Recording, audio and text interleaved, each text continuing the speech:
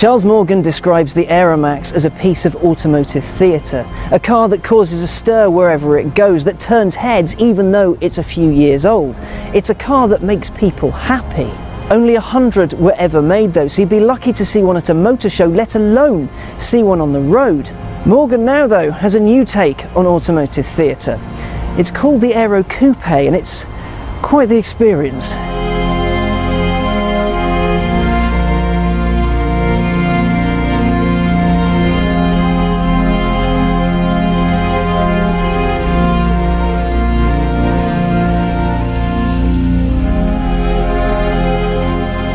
I think the Aero Coupe is one of the most beautiful cars ever made. It barely differs from its predecessor, though its rear window line and boot have been tweaked. Its design harks back to a time when big sills, swooping wheel arches and boat-like rear ends were in vogue. It's taken inspiration from a time when the Ultima car was something that announced its owner's arrival, rather than being an anonymous box designed to ferry disinterested commuters to jobs they despise.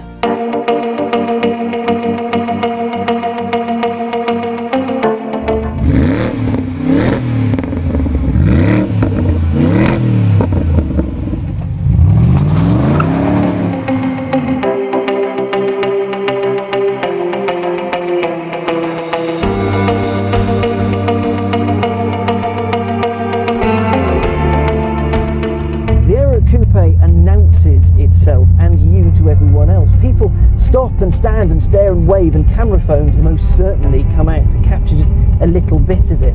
I like to think that the Aero Coupe is the future, as designed by sci-fi writers in the 1940s. The Aero Coupe does have a bit of future tech on it. The Morgan Aero 8, to which this is closely related, was the first Morgan to use a bonded aluminium chassis, much like a Lotus Elise.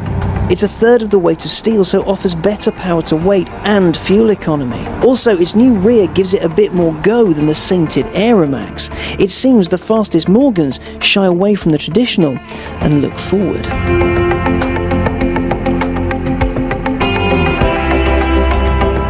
That lightweight pegs it at around 1,200 kilos, which is Lotus Exige S territory. And Morgan's found a pretty kick-ass engine to hook up to its featherweight chassis. It's a 4.8 litre V8 sourced from BMW, and it kicks out 367 brake horsepower and 370 torques if you measure them in pounds and feet.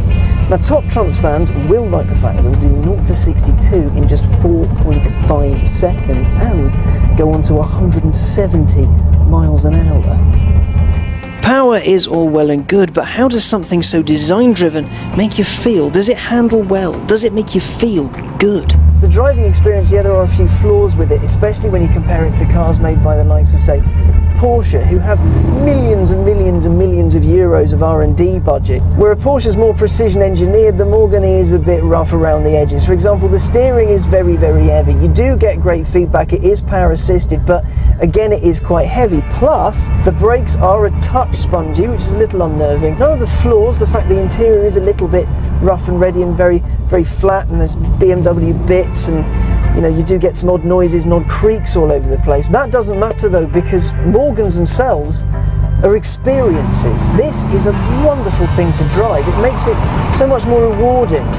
You know, you get the noise of this beautiful sonorous V8 bouncing off every building. It's not been silenced to make any emissions people or noise people happy. It makes noise because it can, and my God, that noise is just unbelievable.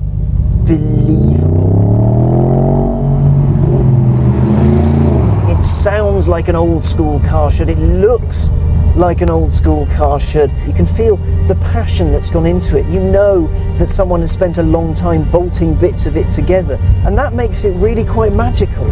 The look of the thing, the sound of the thing, the feel of the thing. It's something I'm never going to forget.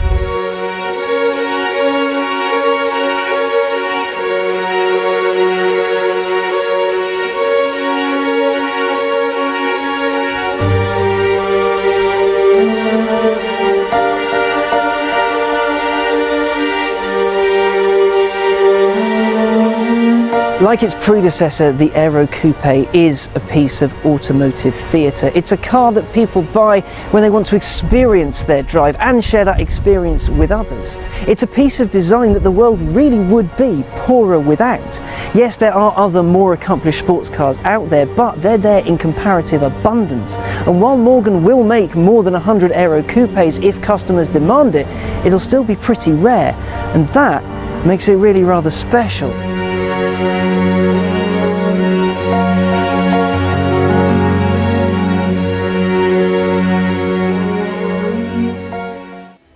So that was our look at the Morgan Aero Coupe, and while you're here, why not take a look at what Charles Morgan had to say about his very own Aeromax by clicking here, or if you prefer something big, British and brutish, take a look at what we thought of the fearsome Jaguar XKRS by clicking here. And while you're here though, don't forget to subscribe by clicking down here.